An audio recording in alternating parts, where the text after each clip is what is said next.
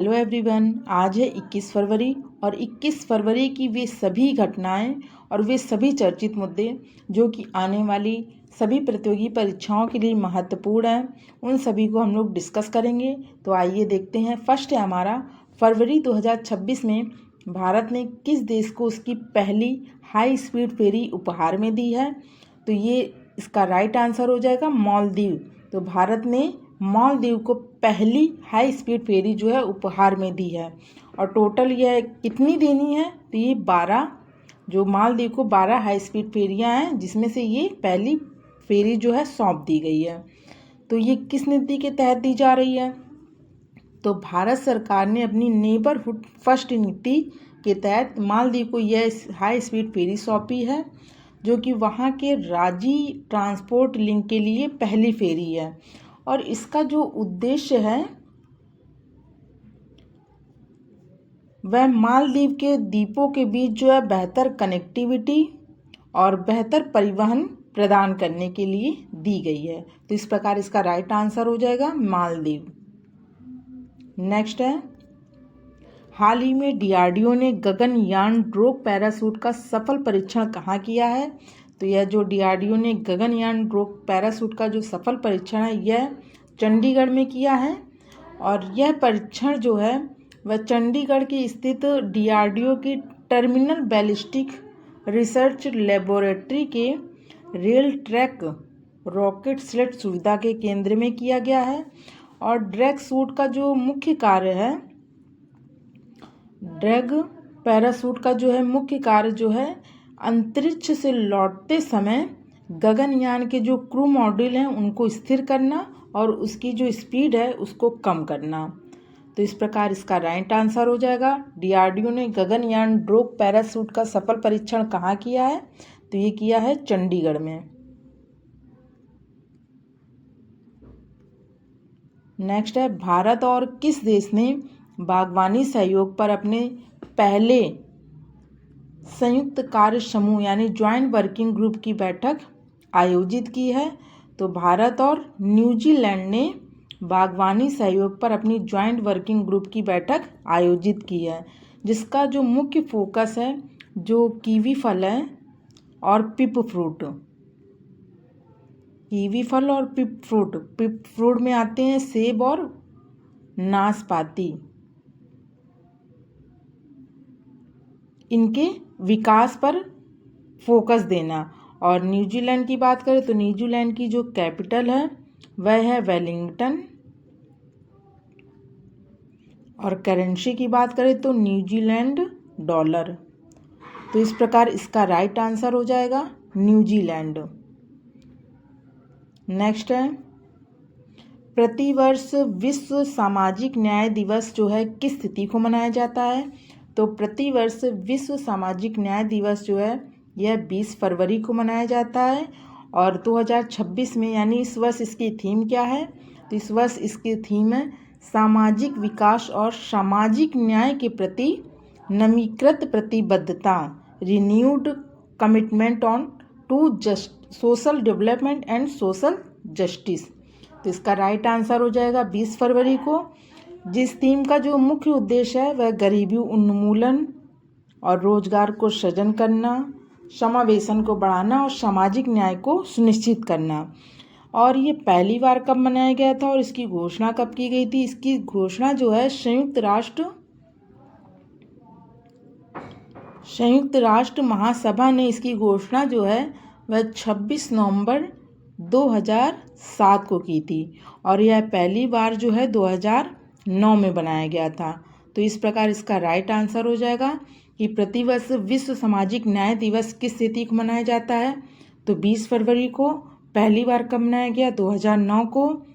और इसका मुख्य उद्देश्य है गरीबी उन्मूलन, रोजगार सृजन और समावेशन को बढ़ावा देना। तो राइट आंसर हो जाएगा बी।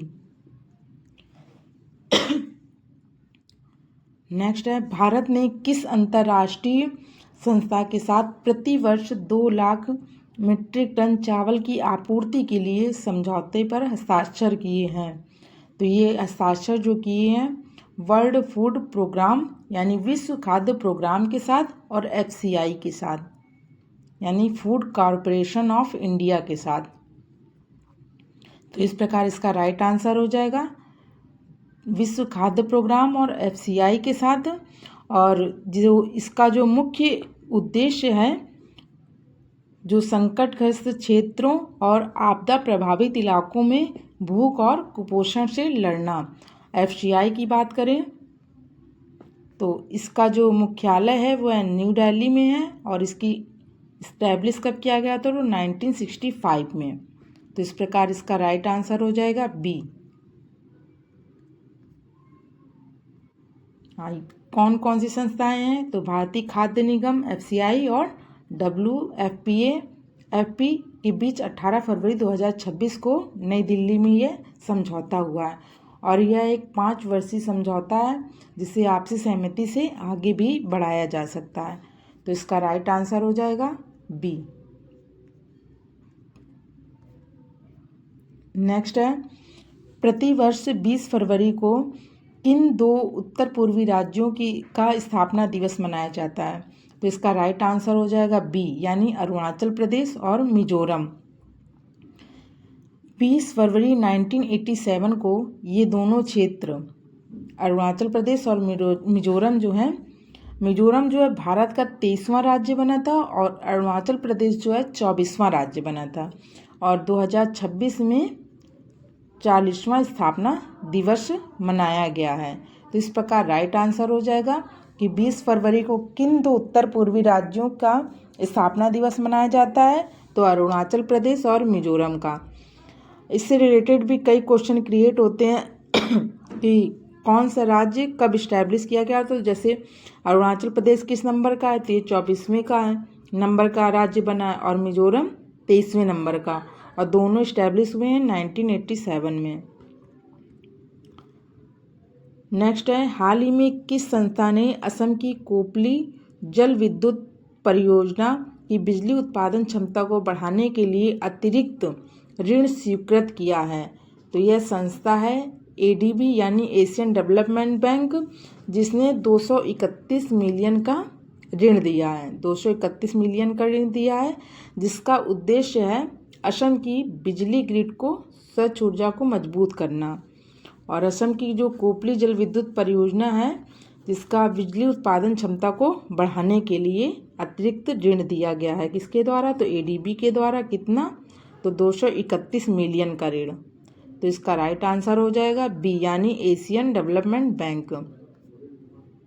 नेक्स्ट है, हाल ही में किस देश के पूर्व राष्ट्रपति को विद्रोह के आरोप में उम्र कैद की सजा सुनाई गई है? तो इसका राइट आंसर हो जाएगा दक्षिण कोरिया। जो दक्षिण कोरिया के जो पूर्व राष्ट्रपति हैं यून सुक योल,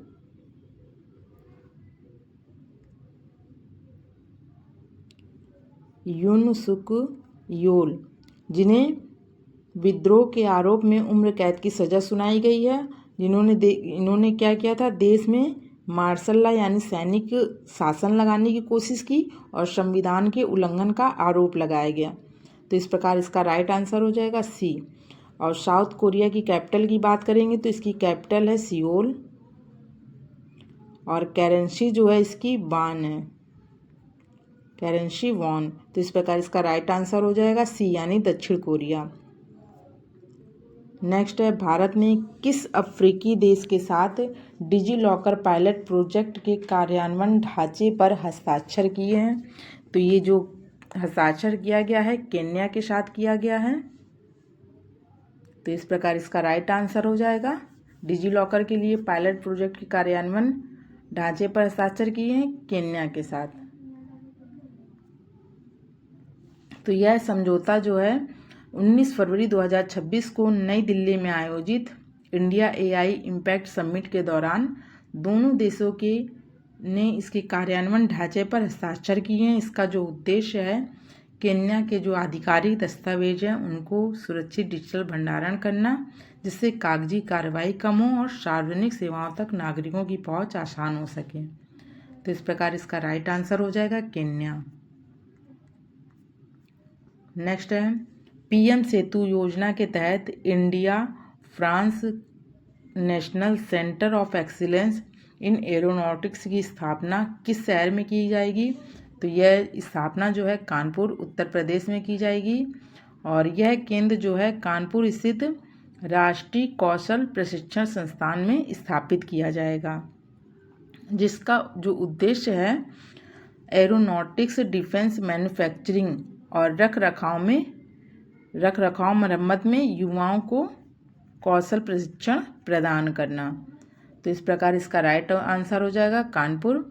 तो पीएम सेतु योजना, जिसका पूरा नाम है प्रधानमंत्री कौशल एवं रोजगार क्षमता परिवर्तन योजना है और इस योजना का कुल व्यय जो है 60,000 करोड़ है, जिसका लक्ष्य 1,000 ITI को उन्नत बनाना। तो राइट आंसर है सी कानपुर। नेक्स्ट है भारत में ऑफशोर विंड यानी अपतटीय पवन ऊर्जा यानी तटों के पास की जो ऊर्जा है उसको विकसित करने के लिए किन 2 राज्यों के तटों को प्रमुख रूप से चुना गया है? तो वह जो राज्य हैं गुजरात और तमिलनाडु हैं।